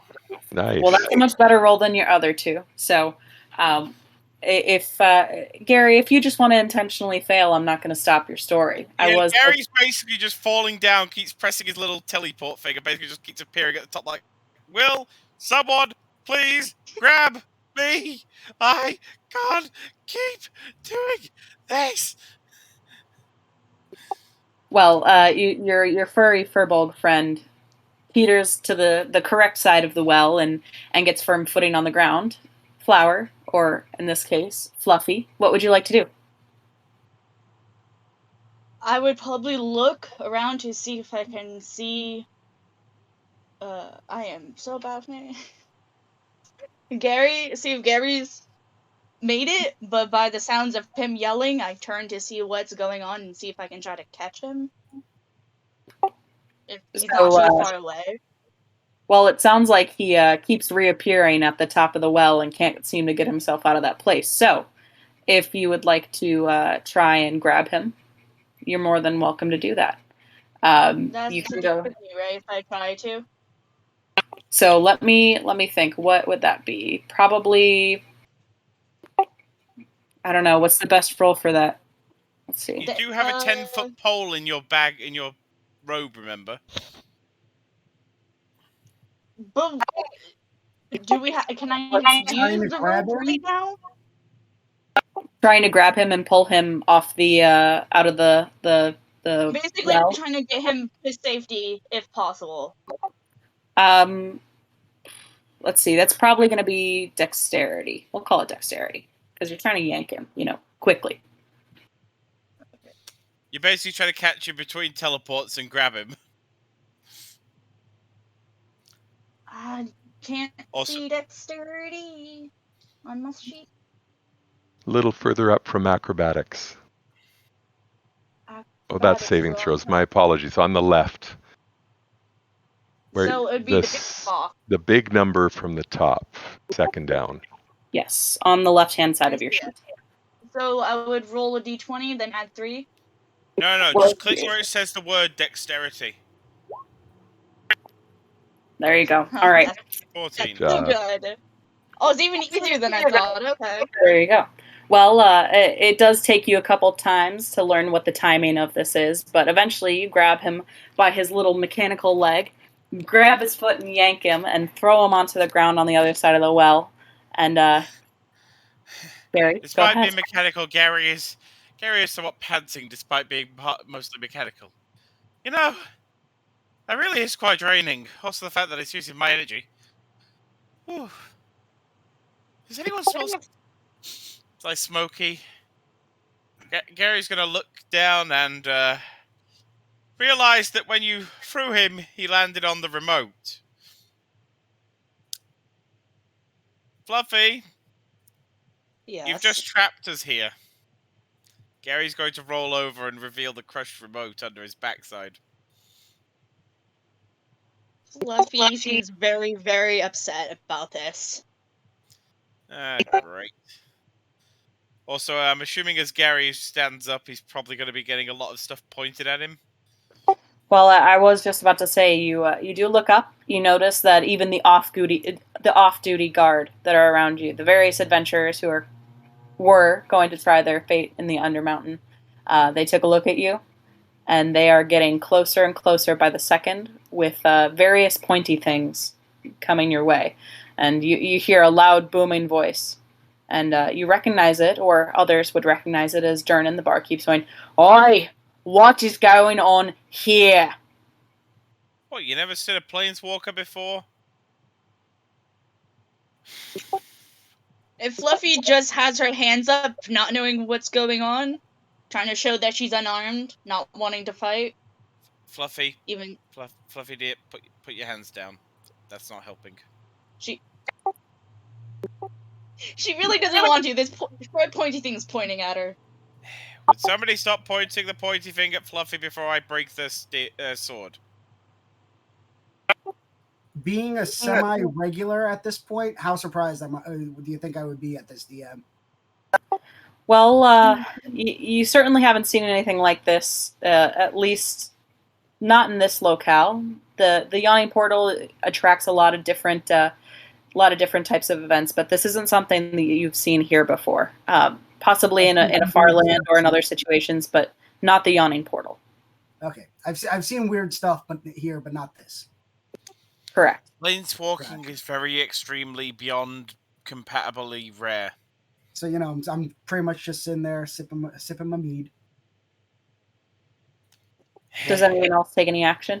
You're in the bar witnessing this. You can see through bits and pieces of the guards and the adventurers that are surrounding this near catastrophe. Yeah, I stood up and drew my sword, but what I do is I put my sword back in the scabbard once I see the robotic-looking kobold trashed on the ground by his friend. And I actually saunter over to where... Did I see the drow? You would have seen him walking through the bar from the bar if he were being nonchalant. If you were paying attention to the bar, you would notice that. So, Drew, how sneaky or discreet were you trying to be? I was not being sneaky at all. I was loud and proud. All right. So then I head over to where the drow is actually. And I'll let other people say what they're up to doing. I look up. So, DM, are people lowering their weapons, or are the weapons still raised? For the most part, weapons are still raised. You're seeing as Kira walked away, there were a couple people lowering their weapons or looking around to see what everybody else is doing, but everybody else is kind of Gary did also tell anyone pointing a weapon at his adopted daughter that he would break their sword if they don't lower them. So, I'm gonna say Fluffy's going to get a little bit brave and lower her weapons, not her weapons, arms, and say friends in common, and hoping that's the correct language. Roll persuasion. Can't deny she's adorably cute. You are adorably cute, but you kind of poofed out of nowhere, so I'm gonna say straight persuasion on that one. While she's rolling that, Rocky, what are you doing? What are you up to? How do you react to this? This is it. Actually, can I give her the help action now, I think? Sure. And while you're doing that, Rocky, tell me what's going on. Roll again, Fluffy. So, I forgot to describe myself. That's my bad.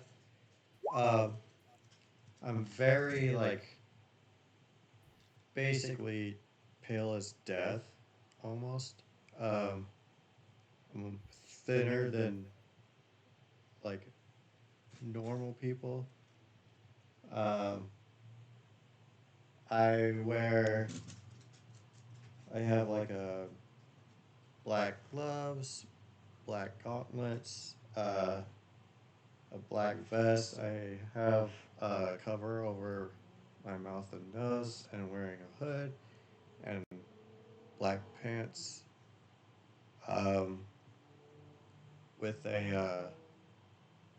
with sort of a staff on my back, and I walk over to the barkeep and be like, "Does this usually happen here?" Durnan has the deepest scowl on his face that you've ever seen. It's almost like, I just cleared up the ooze infection and now this. So, tell me, how is Gary helping out Fluffy? How did that mechanical kobold of no renown to anyone manage to persuade 8 different people who are in guarded clothes and 3 different adventurers to put down their weapons? How did you persuade them? Let's think. Gary just takes out a bag of gold and says, next round's on me. at that, you see every single person lower their weapon. That is not the kind of money that you see floating around these parts like that. But they do become a little bit more accepting of your presence. There are still some scolds in the audience, but with that, they let you get up. They let you move about where you want to. And you do notice a couple of them are pushing you towards the bar with their stamp. Before they do, Gary is going to he's going to pick up all the pieces of his device so he can at least try and repair it. Absolutely. Well, you notice that you're not so subtly being closed in towards the bar by the people who are just surrounding you. And Durnan just gives you the dirtiest look and says, "You better really be buying everybody those drinks, sir." Sure, but I will say one thing. Next time anyone points a sword at my daughter, and I will break their sword and shove it up their ass. I think that we can have a fair expectation that you won't do that again. Well, technically I can't because, well, Fluffy made me crush the device that literally helps us get here. So I'm currently we're stranded. So, yeah. But anyway, round on me, I guess. All right, what's everybody ordering? And that's not the top shelf, otherwise, again, someone's getting hit with a bottle. What's the highest whiskey that he's got? I have already made my way to the bar. Out of You character. just noticed Gary is preparing a glass for this guy's head. It's like he's aiming just behind his back without him seeing. All right, Durnan says, I have to go. I have to go with what he says. I can't give everybody the top shelf. But I will provide everybody with ales, and I'll do it for 1 gold piece. You know what? Just do top shelf. Gary just puts 5 on the table. You see everybody's eyes in the entire room light up. They run to the bar, and Durnan cannot be pouring the whiskey and beer and everything that they're ordering fast enough. What? I need an army eventually. I'm gonna have to get somewhere. I'm gonna have to go and get some stuff somewhere. All right, now DM, I've been around a couple of times. I wouldn't say so much that I'm a regular, but if I were to hop over and start giving him a hand pouring drinks, would that set off the guards, or am I a familiar enough face? I would say that Durnan already regards you with respect, and if you want to determine that you have a friendly rapport and that he is a good ally to you, then I would say that is something that we can make work. Sure, why not? I've been playing my pipes every so often with the bar, and might as well try my hand at keeping bar too. All right, you can go ahead behind the bar. You can assist in pouring. Well, I'm going to be honest, right? When a kobold's just put 5 gold on the table and said, serve the best stuff, I think any help would be appreciated, wouldn't it? Mm-hmm.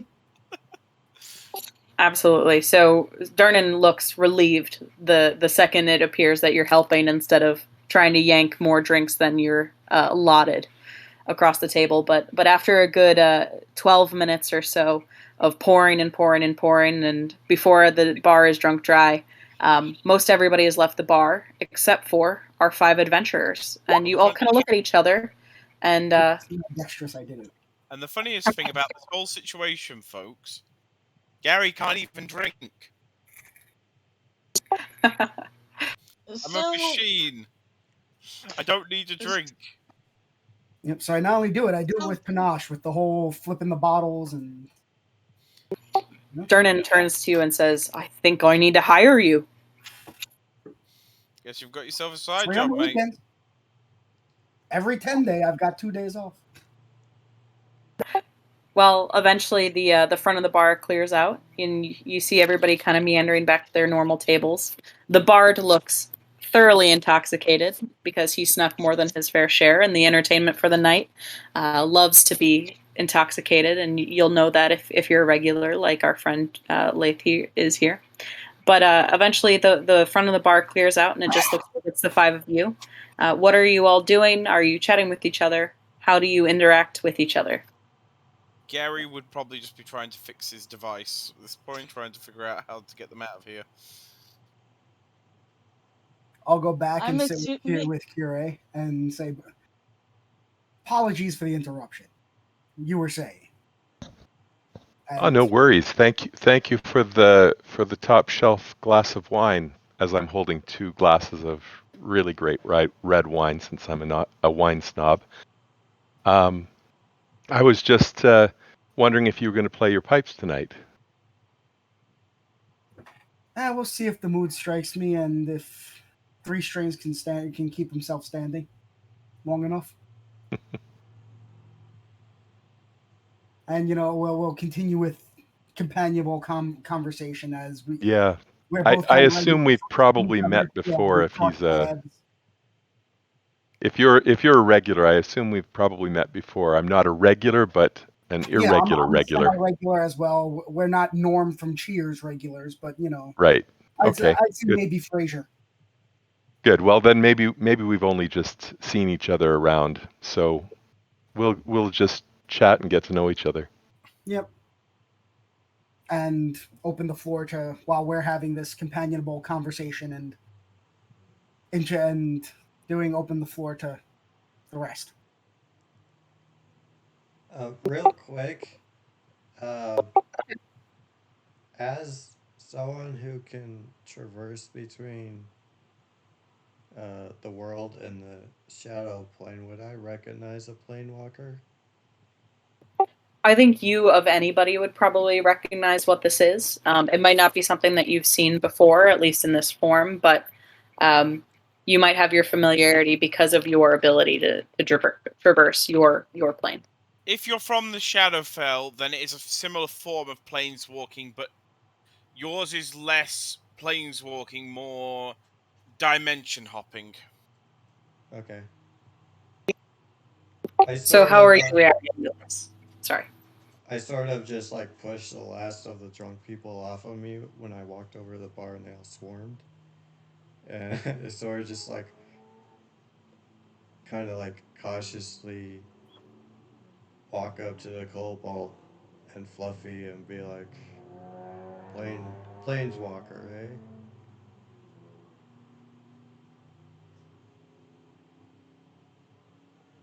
Fluffy's probably busying herself with sipping on some juice and looking around at this new place.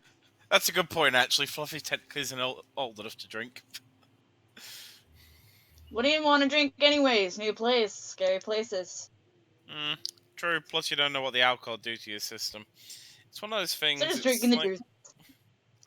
It's one of those things. It's like when we go to the different places. You never drink the water unless you check it first.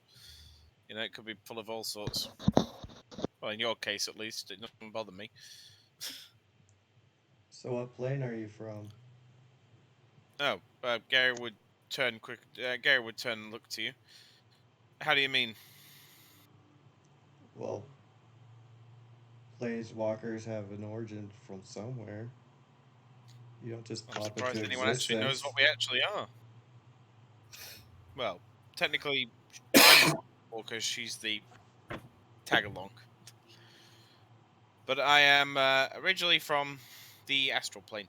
Well, technically, originally from the material plane, moved to the astral plane, a bunch of others. Yeah, it's a long, complicated story, but yeah, technically, I'm from the Wibbly astral plane. wobbly, timey wimey stuff.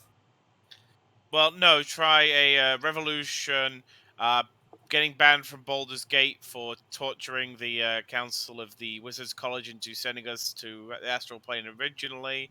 Then genocide when we opened the airlocks on a Githyanki Star City and evacuated all the troops out into the void of space.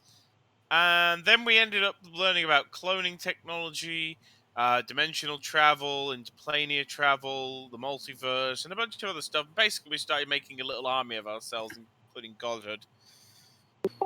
You see the drunkest person you've ever seen in your life turn and look at you with like this starry-eyed look, and then he immediately starts laughing.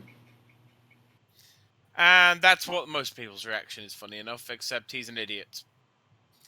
Also, Gary just points his arm at him as it turns into a strange, like, cannon thing with a glowing light in the end. Do you want to keep laughing at me, mate? He very quickly shuts up. walks to another table and Shroud gets Gary's there. arm just goes back to normal as he sits back down. Well, not sits back down, you know what I mean? He turns back to his device. But yeah, the only current problem is somebody made me land on the remote, and now we're sort of stranded here. Technically, though, she did help me, because otherwise I would have fallen 100 and odd feet. Fluffy mutters underneath her breath, "At least I..." She mutters something along as, "At least she landed and not started to fall." Oh, Gary's just going to gently pet your ears. I'm sorry. As the night fades on, sorry, go ahead. Were we able to hear most of that from where we're sitting? Gary wasn't saying it quietly, so probably. I'll give a perception because we're sitting next to her. We're sitting next to a drunk musician. Yeah. If you want, I can shut the musician up. I'll give a fair. I'll call a fair for a perception check for that. Nat 20. You can hear this with the greatest clarity that you've ever heard. It is like a ringing in your ears. Yeah, I've like tuned out. I've like totally tuned out the, because as the night's been going on, his playing's been getting worse, and I do appreciate good music, but emphasis on good. So tonight it's just like, yeah, no, okay, let's see what's going on around. What was it? As Gary pointed the arm cannon thing, the musician just decided, "Fuck this shit," ran off. And I share this information with my with my drinking buddy for the evening, the one that's still standing. Yeah. Sounds like an interesting story over there. We should check it out. You know, take another deep swig of my brew. Everyone's got an interesting story, but let's go. You're right, though. We should look into this one. So saunter on over. As you approach, Durnan nods at both of you and says, "I'll be right back. Can you two manage the bar for just a second? I need to get a refill." Sure. Mm-hmm. All right. So thank you. Thank you for the glass of wine. Cheers. He steps back from the bar and goes into the back room, and you hear as the door slams, you just get a muffled as he has just run out of all of his finest liquors and wines. I thought Gary was literally about to jump the counter thinking he's being kidnapped. Actually, you know what? Gary would do that, so Gary is going to jump the counter and quickly go bust the door down thinking he's being kidnapped. I'm going to slip one more gold into the till. When Durnan sees that, he'll appreciate it. But Gary, you're jumping over the bar, or are you walking around the bar? Oh no, Gary jumps the bar. He's about to rugby tackle the door. he hears it muffled cries. He thinks he's being kidnapped. All right, just how athletic are you? You met. I have a 10 strength. Sorry, a 5 strength. You know what I mean? 5 modifier strength. All right. Give me a roll anyway, just because I think it'd be funny. Well, just to see if Gary can actually jump a counter. I mean, if it's an F1, you are heavy. Are you insulting me, sir? Do I have to smack you? No, you're made out of metal. Simpleton, I am not. I was about to say the Furbolg is probably the heaviest one out of the group. Did that roll in the roll 20? Yep. Sure did. You have the finesse of a gymnast, despite your mechanical gears and the steam coming out.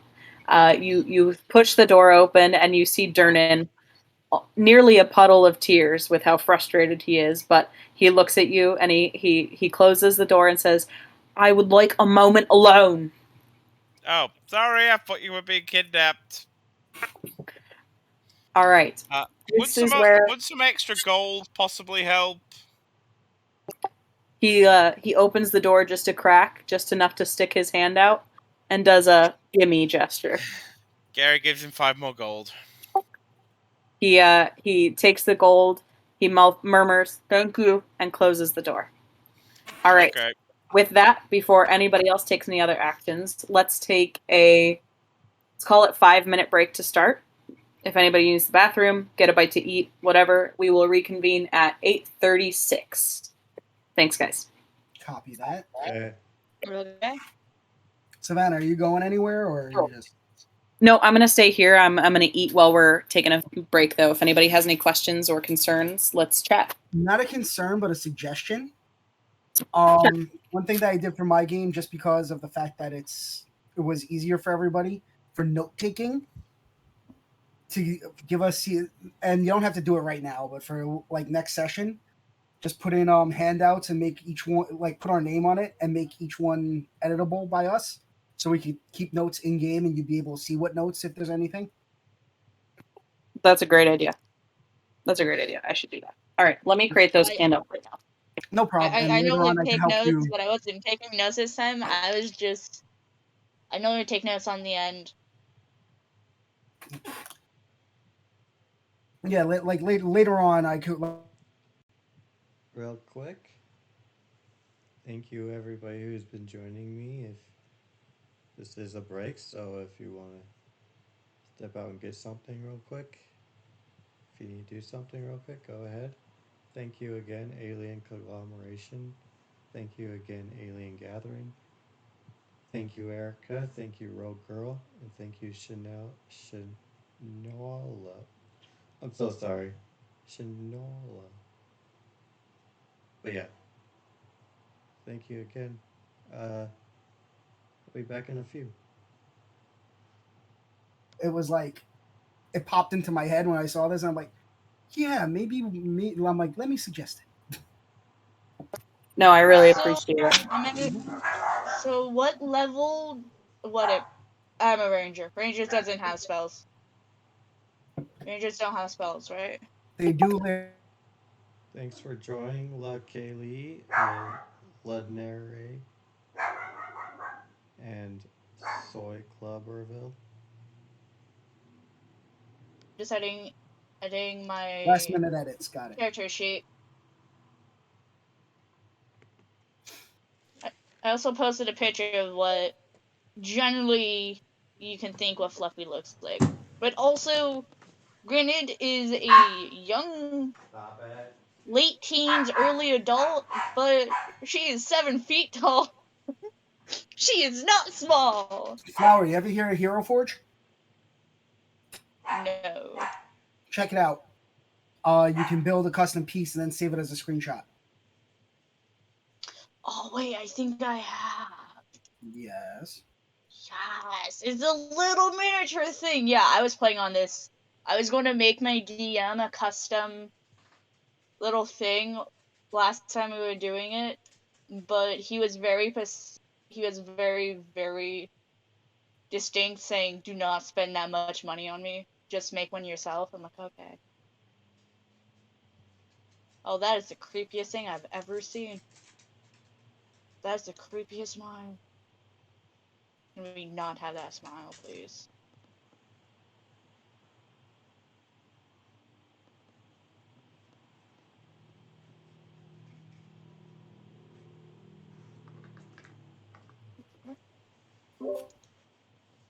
But yeah, that's what went earlier when I was doing. That's what the little guy was saying. Oh, I want that one. I want this one, because I was sitting on Hero Forge, just doing a little bit more of a custom and accurate picture of what I feel Leth would look like.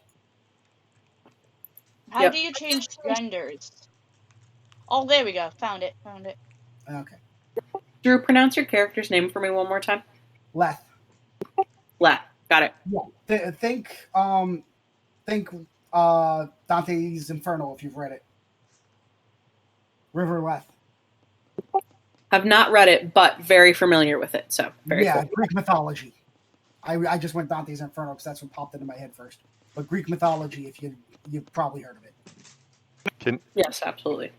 Can we make your last name Ithmore? Lethmore? I'll tell you, I've done Bob Ross the Barbarian. I've done Rocky of Balboa. So it's not in theme. currently, just because of the way that I'm doing the backstory, but I will. I will filter. I will file that pun away for later usage. I love that. That is amazing. I will definitely. I am all about the dad joke. That's awesome. You will find as this campaign goes on, I am all about the corny jokes. The cornier, the better. That's awesome. Have do you guys listen to podcasts at all? It's a D&D podcast specifically that I'm going to recommend. Which one? It's called Dungeons and Daddies. I've heard of it. I don't I listen haven't to it listened to because that I've one. got too many other ones, but I've definitely heard of Dungeons and Dads. It's fantastic and hilarious, and the story is just, I mean, it's really awesome. So if you Cool. feel like listening to something comedic, it's very funny. I mean, currently I'm trying to keep up with Critical Role, Crit Crab, and what's the other one that I do?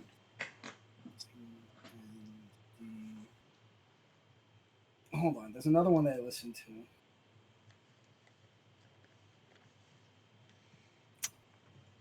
What the hell is the name of this subscription? I also listen to a lot of true crime stuff, so I've got a true criminalist. I listen to Dungeon Dudes a lot. Tulok the Barbarian, if anyone's familiar. Tulok does a lot of character builds, and he does them for like pop culture characters. Like he's done Sailor Moon. He did 2B from Nier Automata. He's done Star Fox, Lion-O, Craven the Hunter, Wobbuffet, Knuckles, which is like the most broken build I've ever seen in my life. I will say this: the Barbarian is the reason that I had most of my original character concepts. Yeah. So I took most of my original designs from him.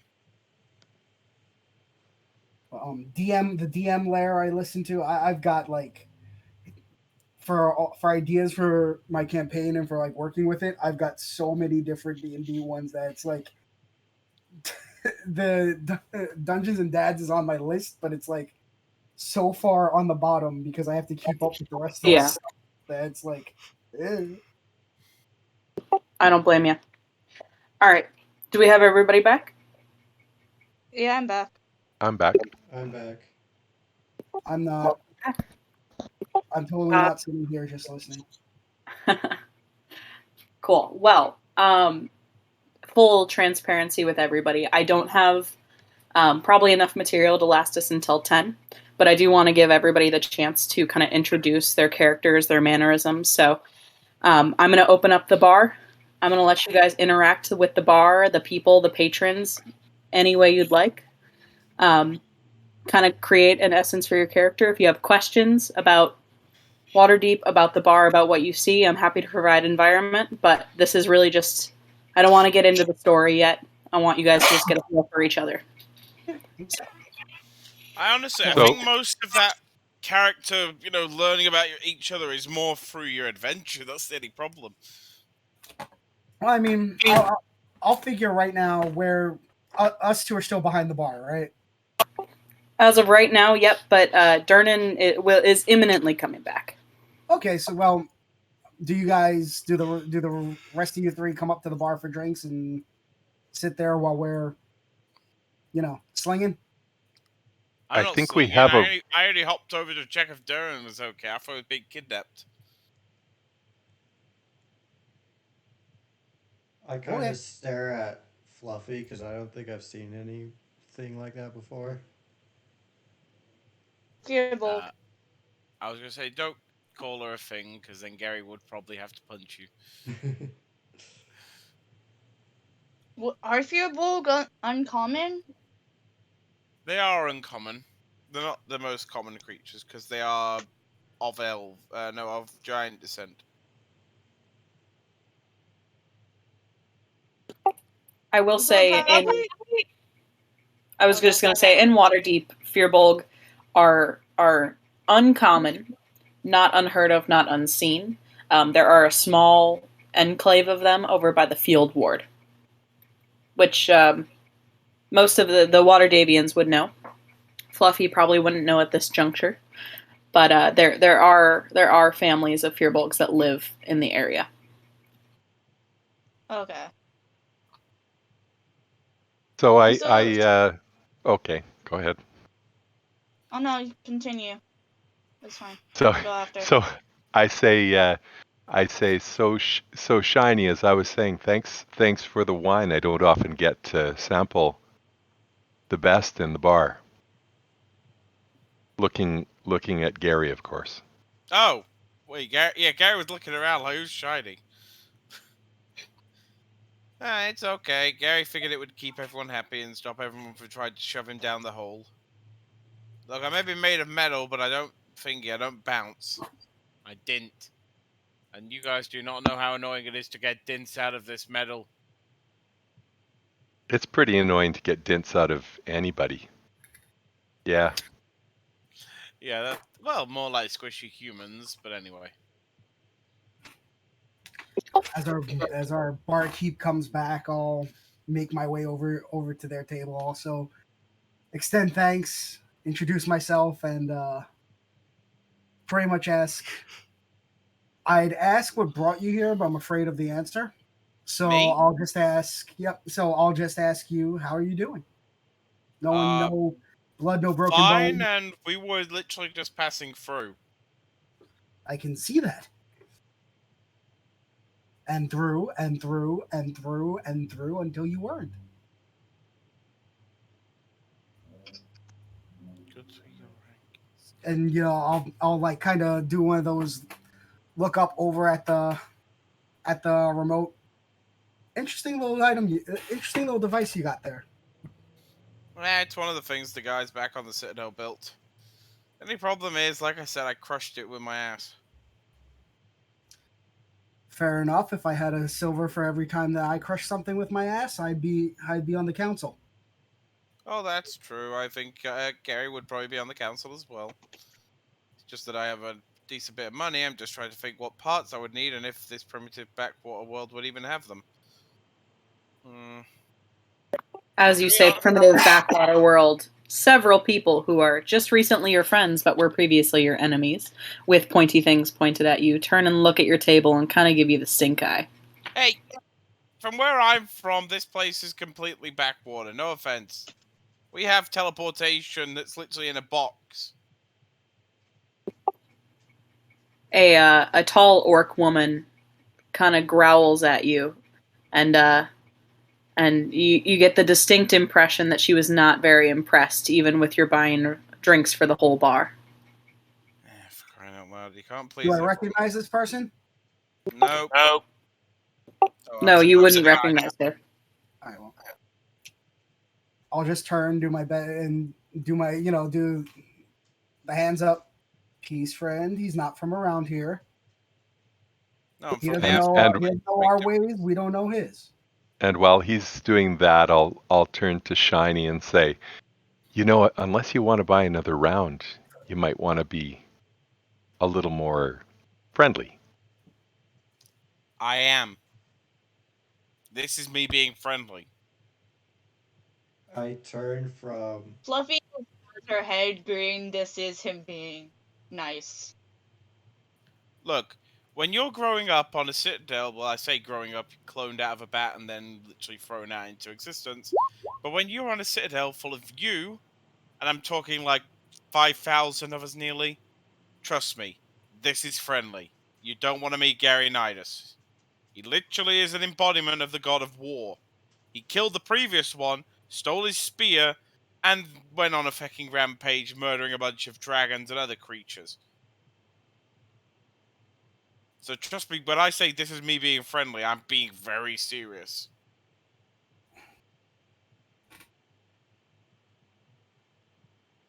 Okay.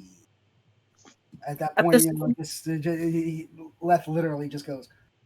That was Leth going. Okay, and just kind of looking around, trying to drink it. Look for the nearest Drink exit the to beer, run just out like of. not the nearest exit, but just like this conversation got awkward really quickly. Yeah. I go from looking at Fluffy inquisitively to staring at the coal block like kind of giving him a look like, sort of like a careful dude. You've been, you know, planeswalkers. Be careful which plane you teleport into. Well, like I was saying, we weren't actually trying to land here. But you did. And now you're here. Because it's too far. It's not too far from. Hang on, now I think.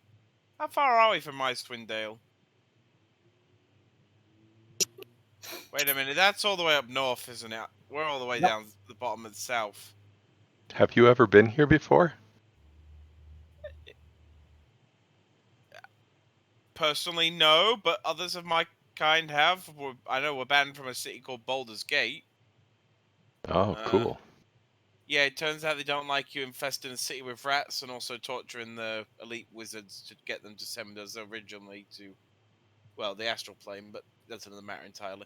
Anyway, but yeah, no, I've never actually been here personally, but the last time somebody was here, this place used to be like a little colony place, and then I figured another one came here, and it was during some plague war thing that was going on. DM, how drunk is Three Strings? Like, is he blotto, like not playing anymore, or is he starting to sober up a little? He is playing sloppily. He is singing slurredly. That's not a word. He's slurring his words. He is not tipping over quite yet, but he is probably a few sips away from being out for the night. From being in a coma, probably. I'll look over at Kira and just say, "Well, he wanted to know if I was jumping in, so I'll just saunter on over and pull out my ocarina and just start trying to give him a hand and resuscitate the evening for him, at least to get him, if not in key, in tempo." Make me a performance check. Would he have advantage? Since he's actually sober compared to the other guy? Performance is charisma. I'm going to go straight performance. Okay. Oh, I was going to do with the ocarina since I'm proficient. Right. Charisma check, right? Then? I think there is a performance roll. Performance, No, yeah. There is, but if you have an actual skill with the instrument, you can roll a tool That's check. what I was asking about, because performance is a charisma check. Yeah. Right. Got it. Okay. That's why I was asking. Did you want the performance check or did you want the ocarina check? Got it. Well, I think you went the right way with the ocarina. Okay. With the 12, you're able to keep him, a little bit more in tempo than he was. He kind of gives you a half-toothed grin. He forgets the words to the song though, so you win some, you lose some. As you start playing the ocarina. Sorry? He's not getting canned tonight, at least. No, he's not getting canned tonight. But as you start playing the ocarina, you notice more ears, more faces turning towards you, and gently bopping their head as if the tune is more lively and as if they were waiting for something to kind of turn their spirits around on this lovely end of their work week. Many of them are laborers in the trade ward. Some are guards for the castle ward. You don't see many people that are coming from the field ward, but you do notice the occasional sailor. And the music that you're playing just seems to remind them all of a nicer place. So you do notice one person in particular appears to be paying very close attention to you now that you've called attention to yourself. Do I notice this? You would notice this because they're kind of giving you an intense stare. If you're looking around the room, it's hard hard not to meet their gaze. My passive is 16. So okay. So who would be this? Perfect. You look and you notice you're from Waterdeep, right? I'm from Neverwinter, but I spent a lot of time in Waterdeep. Well, you would know this particular person's face, though you haven't met them personally before. You are looking into the eyes of one Volo. Let me get the camera ready. Sorry. As in Volo's Guide to Monsters? I'd say given what I work with, there's a fair chance that I would know who he is, even though I haven't interacted. Do you want me to make a history check? The Just funny to see? thing is, actually, Volo's Guide to Monsters is an actual book in D&D. Like, not just That's correct. in the real world, but in actual physical, in the game world. That is correct. Volo also wrote the book on Waterdeep. He's quite the figure around here. Oh, well, I've got a copy. The Citadel's definitely got a copy of the Guide to Monsters, because that's how we know get most of our knowledge. I didn't know he'd done one on the actual All right, city. so since he's grilling me, I'll when I'm done, I'll walk over. I believe I have the pleasure of addressing Mr. Volo, if I'm not mistaken. He turns and looks at you, and he gives you a slight nod, and he says, tonight is an exceptional night in the Yawning Portal. Are you a frequent here?" On and off when I'm in town. Well, I do appreciate the way that you livened up the place and the way that you've been helping our barkeep out today. I see that you're here with a couple other friends or foes or people of the unknown. Do you consider yourselves to be close with any of these people? Fresh acquaintances, but whatever the moon brings, the moon brings.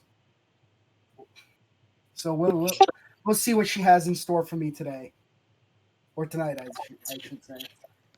Understood. Well, I do appreciate you. I must say that I needed a little extra liveliness tonight. I am going through a recent series of bad luck, and well, it seems like you have a good head on your shoulders. And as he's about to say his next sentence, he kind of trails off.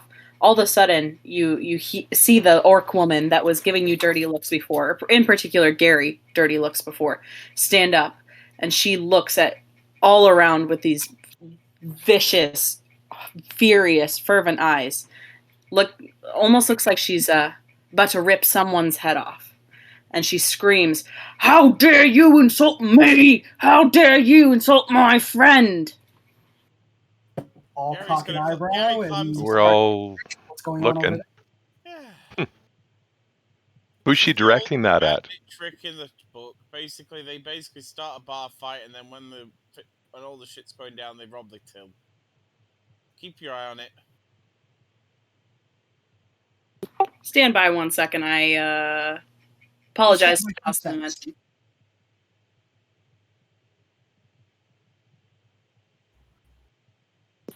One second, sorry. My 1 second. Apologies. You're fine. Take your time. Mm-hmm. Let me guess. By any chance, did I just immediately guess the entire plot of what's about to happen? I'm now getting a disciplinary notice sent to my DMs to tell me to shut Who up. knows? We'll see. No, I apologize. I had some family come in the door, and they all started talking at me at once. So it was a personal pause, not anything else I related. thought me It was a saying pause. that they're about to start a bar brawl and probably try to steal from the till. Well, I would say you're not wrong. So all the noise is suddenly eclipsed by the shout of this half-orc woman. She just continues on, "You pig! You like killing me mates! You like disgracing our name, does ya?" The 7.5 foot tall orc is hit with a wild swinging punch from a male human whose shaved head is covered with eye-shaped tattoos. 4 humans stand behind him, ready to jump into the fray. The half-orc cracks her knuckles, roars, and leaps at the tattooed figure. But before you can see if blood is drawn, the crowd of spectators clusters around the brawl. What do you do? Gary's gonna go and join in the fight. You're gonna I go say join. Fluffy will start walking towards to see what's going on. Granted, new place, doesn't know what is going on, so probably not gonna jump in the fight right off I'd like. at all. You just hear Gary basically let out an ear-piercing screech combined with thaumaturgy to make it louder as he just charges in, yelling, "Have at thee!" Well, as you get close, you notice the crowd getting thicker and thicker, and there are guards blocking your way. And through the peaks, the Furbolg, who's tall enough to kind of peer over it, sees that the two are kind of in this restless battle of fisticuffs. Some blood being drawn, some noses potentially broken. There are others starting to push through the crowd, trying to get involved. And you see the half orc woman look up, and she just has this bloodlust in her eyes. Pretty soon, the crowd just gets thicker and thicker, and none of you are able to get to the front. Oh, Gary's just got a bull rush. All right, make me a. I will quickly point out that I do have the Beast of Burden, or whatever you want to call it, perk. Basically, I can pull, push, or whatever, one category larger than me. So technically Gary is medium, so I can push at the rate of a large creature. So I'm like a mini bulldozer, basically. All right. What would you roll for that? Is it a particular roll? Is it a feat? I guess. It's basically whatever your normal weight, your normal push is, you would calculate one higher. All right. But that would be strength. Contested strength, yeah. A contested strength. So that would be a strength versus DM's roll or a DC. Yeah. So I'll roll athletics because that's my best stat right now. Well, go straight strength. Oh, you're straight strength. Yeah. Okay. Ready? I probably should have asked if I get anything higher actually, but no, I figured 19 plus 5 works. I was also having an advantage because of the effect that I'm pushing with the larger stats. I would say that works. Yep. So you bulldoze your way through probably at this point 6 people, just trying to get through, or at least the crowd is 6 people deep, and you find that by the time you get to the front, these two are it's almost as if they are joined at the hip, but in a more ferocious way. It's like you can't pull them apart, or they look as if they can't be pulled apart. And this is where we're going to jump into. Looks like our initiative. So let me pull everybody the map. I'm going to finish getting it set up. If anybody needs to take a quick second while I get everything ready, that would be great. I wasn't anticipating we would get this combat-y, so I just need a moment to get all this taken care of. Let me open the initiative tracker. Well, I have 13, so I need to just add my... Can you add me to the initiative roll, please? Yep, let me...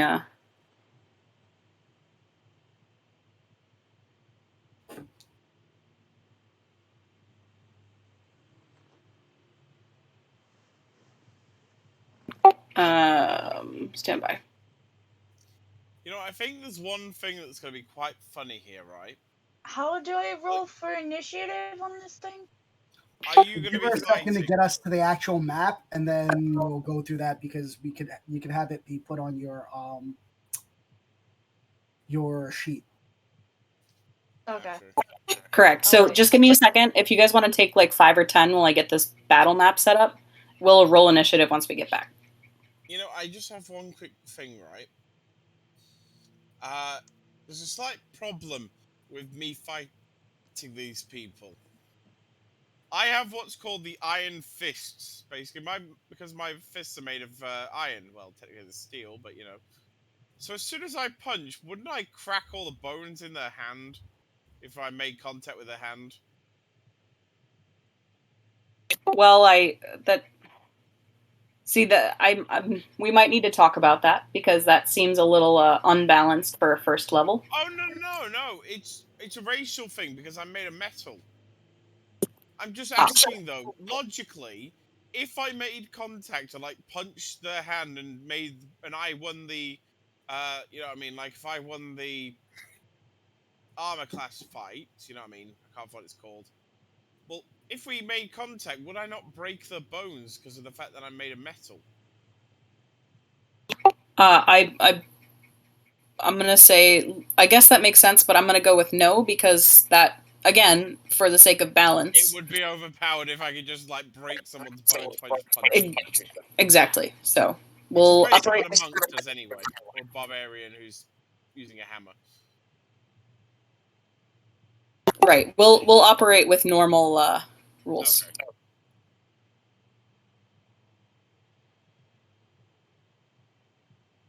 Maybe that could be more like my finisher, just to knock them out.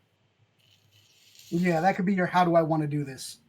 Yeah, I just knock them unconscious by just like punching them in the side of the face and cracking the head. Which would probably cause more damage than, knocking them out, so maybe not. Could anyone here else just imagine Gary like punching his hand through someone's chest? Or is it just me who can imagine that image? Hopefully that doesn't happen, or that's going to cause serious problems.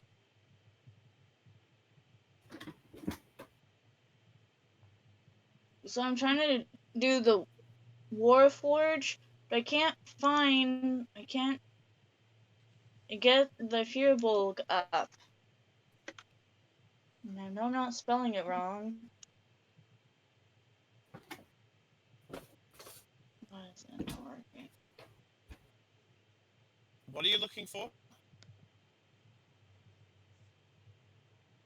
I am on doing something. Trying to make a character guy. But it says it has Furbulk, but I can't select a female Furbulk. I can only have a male Furbolg. Furbulk. I can't Yeah. say the word. All you do, where there's the two options for the image of the Furbolg? Yes, I'm just typing it in, and it's not even showing up as an option. Yes, that means there is no Furbolg race in Hero Forge. But there was just one. Are you typing FIR? Yes. FIRBOLG. Yes. Okay, then I don't know why it's not showing up. Have you selected the little category thing, so it's maybe on sci-fi or something? Try Forest Guard. That might be an idea. Forest Guard?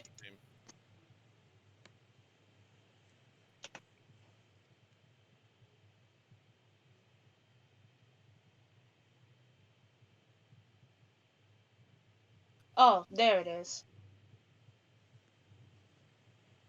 Apparently not put down as it's supposed to be.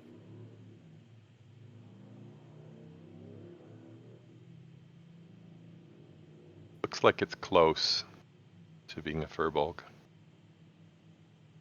Close enough. Just a little bit of adjusting. Make it actually.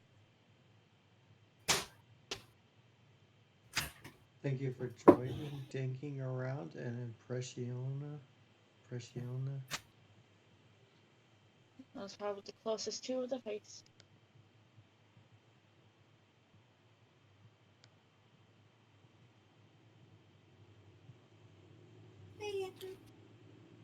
Mm-hmm.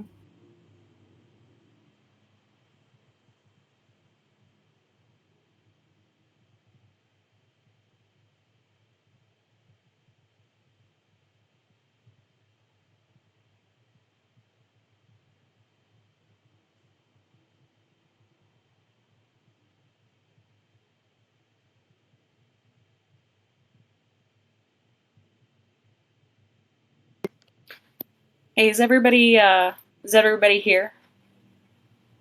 Yep. Yes. All right.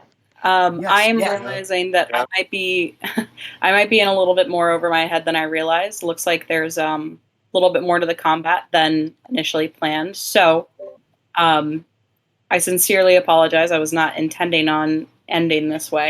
If you're going to say end it there, I can agree with that, actually, because I could do with going to bed, actually. All right. Well, if everybody is okay with that, I would really appreciate the grace tonight. Yeah. We can start next. We could start next week rolling into the bar fight. Yes. So, if everybody is okay with that, I do apologize. I was intending to play at least a little bit later. Again, new DM, still learning how to plan out my time and plan for everything. Anna, there's no need to apologize. We've all been there. Well, I appreciate that. So no worries at all. Don't worry. You'll get better at pulling combat out of your ass as we go along. Well, that's encouraging to hear. So I will give you the most I will give It you the gets easier as advice the time all goes. GMs eventually realize. Do you know what that is? Hmm. In the famous words of Leonard Snart, if any of you know who that is from The Flash, make a plan. Well, Oh, no, sorry, hang Captain on, hang on. Cold. Yeah, Captain Cold. Make a plan, expect the plan to go off the rails, throw away the plan. Make a plan, do the plan, and if when the plan fails, improvise.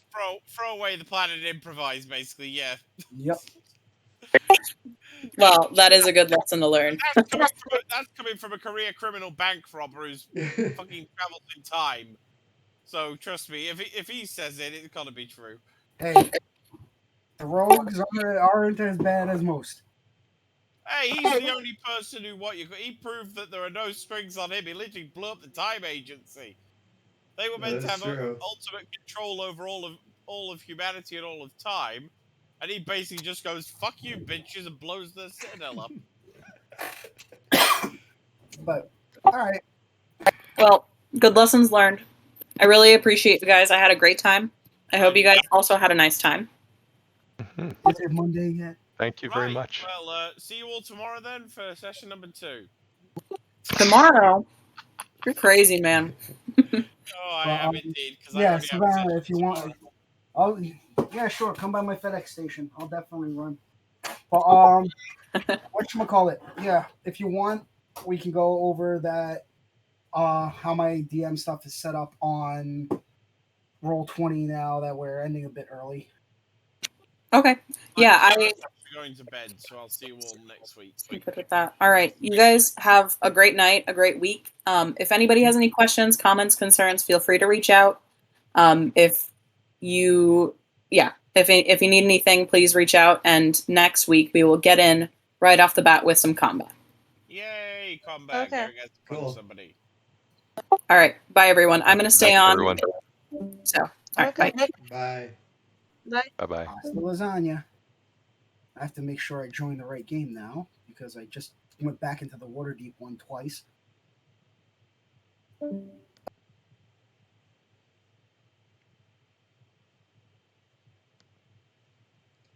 Well, everybody, thank you for joining me today.